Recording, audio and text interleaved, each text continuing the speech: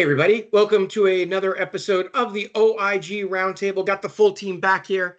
Wade had his little time off. Matt had his little time off. I actually sat in a room and talked to myself for a half an hour the other day just because I felt like neither one of them were here.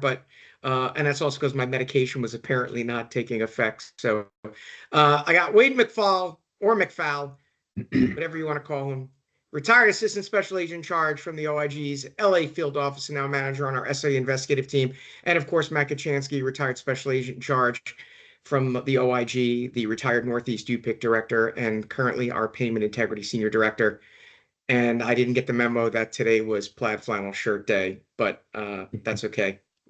Maybe next week. Thanks for letting me know. You guys stink. Anyway, so we want to talk a little bit about, we've been talking a lot about technology. We've been talking a lot about data analytics. For those of you that have tuned into some of our recent LinkedIn Lives, you've seen that Dan Olson and I have had a number of conversations about data analytics and that. And we want to just kind of close the loop, I think, to an extent on that and kind of wrap it up with two sides of the coin, the yin and yang of data analytics, and that's really the platforms. And I know we've talked a lot about the platforms, and for those of you who have been at recent conferences, for example, NAMPI, for those of you that are going to be going to the NHCAA, you will see that in the vendor area, there's a very heavy concentration of data analytics vendors. There are a number of them out there. And it just seems like they keep growing and growing each time we go to these conferences. And each one has their nuances, and we're not here to talk about the ones we like or don't like. We've done vetting of a lot of them. We have some lists of the pros and cons, but there's two buckets. The ones that you see at the conferences are proprietary, right? Firms that come together, they develop a tool, they develop a platform, they build it out, they sell and they market it. Very heavy cost investment for those. There's a very heavy cost to getting them going, right? Initial developers, all of that. And then you've got your proprietary, and then you have your common off-the-shelf, or CODIS, as sometimes it's called. And those are just your off-the-shelf data analytic tools. One very common one, and I'm not going to call it necessarily an analytic tool, but it falls in that category as part of the Microsoft Office suite, right? Excel or Power BI. And then you have a number of other commonly off-the-shelf tools that are out there. And a lot of them are much cheaper in cost than the proprietary tools. The big difference is that the proprietary tools have a lot of features, bells and whistles, and the common off-the-shelf ones are pretty much ones you purchase or license or lease, and then you have to do a lot of your own back office development of those. And Wade, you've now experienced several proprietary tools as well as some of the common off-the-shelf tools that are out there. And obviously the biggest thing is that on the proprietary tools, learning curves can be steep and learning curves can be a challenge. And, we've talked about sometimes multiple clicks to get to the same place or what have you. And they have their pros and their cons, but, for you, I'm not going to call you an old guy, but for a guy who, where as technology grows, it really does become a challenge. Even when you are technologically savvy, it does become a challenge because the proprietary tools oftentimes are built to suit the individual client. And the challenges that exist are if you're not in that tool every day, all day, sometimes you're not getting that robustness. But talk a little bit about, you've worked with both of them. So talk a little bit about the pros and the cons on the challenges of using both tools. Right. Well, you hit the nail on the head. And I think the biggest difference is the proprietary tools have, lots of bells and whistles, and whether or not those are used to their full capability, it depends on the user. Maybe a regular investigator may only use a certain percent, whereas if you have like a data guy who might get a little bit deeper into it. But I liken it to like your phone. Everybody has a phone now that is powerful as the computers of the early 80s. Everybody has that in their pocket and they use about 10% of it probably.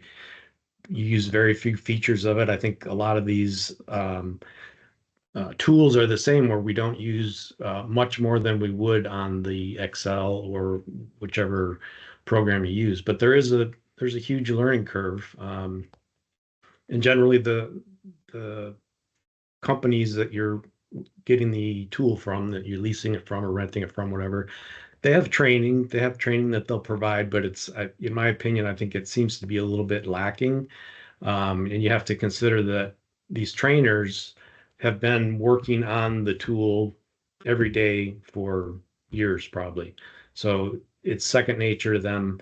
You'd mentioned the user interface where they click, they might do 15 clicks to get you to a certain area.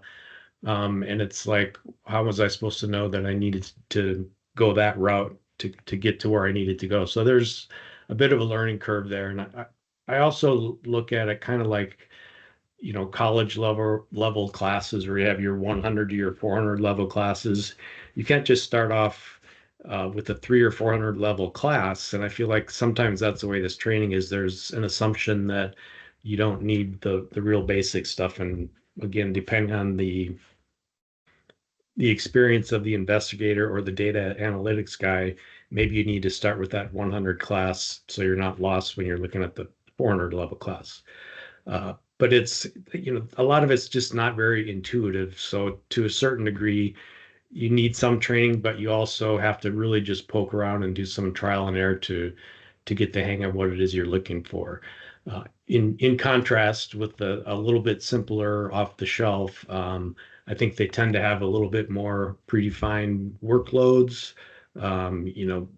With Excel or something similar to that, everybody probably knows how to do some pivot tables, although that's another area that more experienced people probably are more experienced with that. But I think they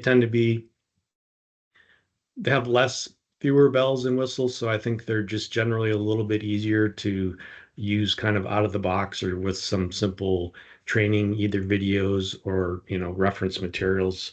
It's just a matter of is that tool, it's probably a simpler tool, but if you only need it to do a few things and it does those things, again, we've talked about this before, but you're paying all that extra money for the fancy tool. And if you're using 10% of it, you're probably wasting some money there as well.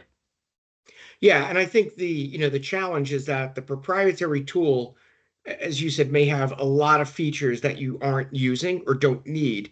The problem though becomes that you're paying for that for the most part, right? Because Right. you're getting a suite of things, and if you're not using it to its fullest extent, are you paying for things that you don't need? Whereas a lot of the off-the-shelf tools, you're kind of, paying for what you're using or what you're needing. And I think you hit the nail right on the head. What takes you 15 clicks may take a super user 4 clicks because they know some back way of getting to where they want to go. It's the solution may come out to be the same solution. It's the path you take to get to that solution that may be the challenge. And then Matt, that then gets you to a whole conversation involving opportunity cost and ROI, tangible, intangible, but also just the general time piece of it. The more features you start to incorporate into something that you're using, the more the challenges are going to be. Think about when you've got a car, your most, your 2026 model, it's all computers now. The days of you being able to just go in and kind of do a quick and dirty repair, right? Or just get to where you need to go or figure it out. There's a whole bunch of other things out there. It's no different, right? These tools present potential opportunity costs where the learning curve can be very high and ongoing, particularly when you've got a very, very complicated tool, regardless of what the vendor says. The vendor may say, this is a very easy tool to use. Well, it's easy for the people, right? I mean, driving a McLaren is very easy for professional car race, drivers, but a McLaren is probably very difficult for, the average driver to use. It's the same thing on any of these tools. Yeah, let's break this down into what types of tools we're talking about. There's two major ones: a case management system and a data analytics tool. For case management, you've got to decide what is your goal in building or getting a case management system built for you. What do you want to track? What do you need to report on? And then you base your buying or you're creating based on that. I mean, when I was with the UPIC, we had a self-created access database that worked for us because we created it with the reporting structure of CMS in mind. We made the fields, this field has to be filled out because this goes on a monthly report to CMS and and we built it that way. And if CMS changed their requirements, it was very easy for us to change this off the shelf. It was access database to create the reports and what they wanted. We then had UCM, which was a custom built, somewhat custom built. I think it was off the shelf and they tried to customize it. And if they had to make a change there because CMS made a change, sometimes it would take 3 to 6 months for them to make that change. And usually that affected other things that were being reported on because of the complex nature of how they built this thing. So it never really worked right. So there was lost time with that. For us, we were double entering the entire time. So there was lost resources there. So you've got to take your end goals into account when you were contemplating the tool that you need.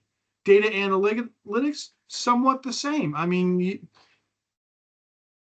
are your needs so simple in terms of leads that you can run it just by running a simple outlier report or doing statistical anomalies to find your leads? Or do you need complex modeling that's going to be, adding AI and all that to it to come up with things?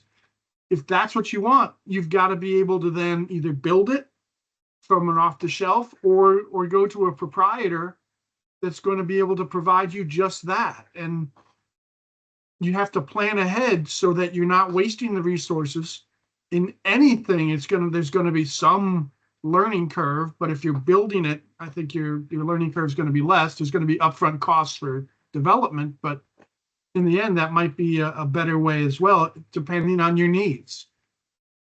Yeah, and I think some of the question ultimately is, well, cost is always going to be probably the number one driving factor, right? And some of these tools are very expensive. And what do you get with that expense? Are you getting access to the trainers whenever you need? Are you getting access to developers whenever you need? If reporting requirements change for your organization or reporting requirements change for the state that you're doing the work in, if you're a Medicaid provider or something like that, are you ultimately able to get those reports updated? Are you able to add fields in that you may need? If beforehand you had 3 reports that you had to do and now you have 5 and there's additional data that has to be pulled in, are you able to get to that level of granularity? And a lot of times that does come with a cost, and cost isn't always financial. And I think, where SIUs need to always think is, are your investigators spending more time trying to navigate than they are getting to the point, right? Because the point is resolution of a case and getting from point A to point B. For example, even talking about your case manager, does your case manager just require the ability to input some fields of data, dates, times, whatever it may be, or does your case manager have a lot more things that you don't need? And if there are a lot of things in your case manager that you don't need, should you ultimately have to populate them? Because sometimes some of these tools won't let you get to the next screen unless you filled in what they're calling mandatory fields.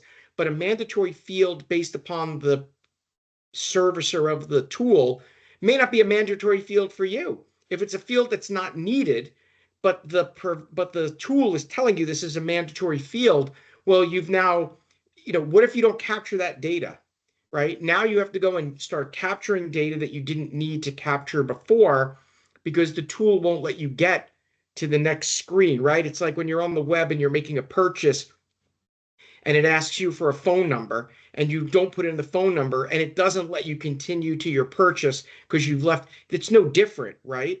And so you have to make sure that when you're using a tool of any sort, that the things that you need are there and the things that you don't need don't prevent you from getting past where you need. Because if it prevents you from getting past where you need, then you're a rock in a hard place. And if your investigators aren't capturing that information, it's going to be something that you've got to work through. I think the biggest challenge outside of that is also, are the reports that are being generated the right reports, or when those reports are being generated, are you then having to go in and massage them and do things to them? And then in that case, then it's time for you to have a conversation with the supplier of your tool, because if you're paying for reports, but the reports aren't exactly how you need them, now you're basically a belt and suspenders, right? You've got your report, but it's not you need. And then the last piece of it is, when you get the reports, are they in a format that allows you to change them or add them in? Like, are you getting a report that comes out, for example, in an Excel spreadsheet, where if you had to add a column or delete a column, are you able to easily do that? In some instances, the reports may come out and it may come out as a PDF. Now, you can, with Excel, if you have structured columns, you can convert a PDF easily into Excel and then manipulate it. The problem is you've now had to add in a step that you shouldn't have to do. And if you don't have fully structured data, that's going to present its own challenges. So, these are questions when you are out vetting a tool. The questions that you should be posing are, here's what my reports are to look like. Does the tool provide these reports like this? And most of the time, if you're not in a tool already, it's probably a safe bet that you're probably creating some report that's based upon some manual inputs. And so the question becomes, does your tool get you these reports the way you need them? And when you are running your analytics for your case related outliers on your proactive or your reactive data analytics, are you having to make 30 clicks? Is it taking into effect things beyond NCCI and MUE edits and things of that sort? I've noticed that some plans really want very strong analytics and they want very basic case management. Other payers want very strong case managers and basic analytics. And then, it's a little bit like Goldilocks and the Three Bears, right? And then what do they kind of have that's in the middle? But the biggest thing is the learning curve so steep, and is the learning curve so ongoing that it presents this, kind of a thing. So Wade, I want to give you the last licks on this. Bottom of the ninth, 2 outs, 2 men on base, don't strike out. Don't be like the New York Yankees. RIP for the season to the Yankees. But obviously, when you're having to make a lot of clicks to get where you want to go, there's a level of frustration just on the clicks. And then when you've clicked as far as you need to go and it still doesn't give you what you need, it's an even higher level of frustration. Um, if you had your top 2 or 3, this is what I really want my tool to do. What are those top 3 things that you're looking for that tool to do? And let's say they can do it in 3 clicks. And so without the number of clicks, what are the top 3 things when you're working on a case? What are the top 3 things you want answers to? Well, I think in a case manager, I look at both situations, but in a case manager, Matt and I worked on a contract where and I think Matt, you did a lot of upgrades to our whole SharePoint system.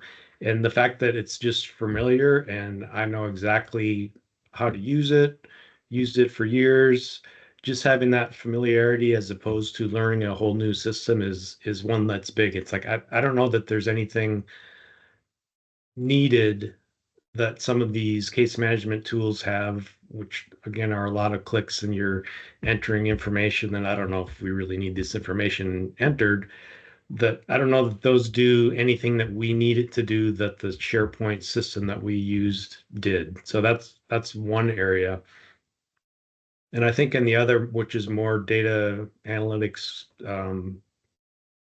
in that kind of field, is the ability to have like macros that you can see like the big picture for reporting, or if you have to present to, upper management or a prosecutor, whatever, you want to have that high level overview of stuff, but you also need to be able to drill down and see very specific claim by claim, line by line, without having to, basically write code, or as Eric was saying, 20 clicks will get you there. It shouldn't be 20 clicks. If you could do it in 3, I'd be very happy with a 3-click procedure.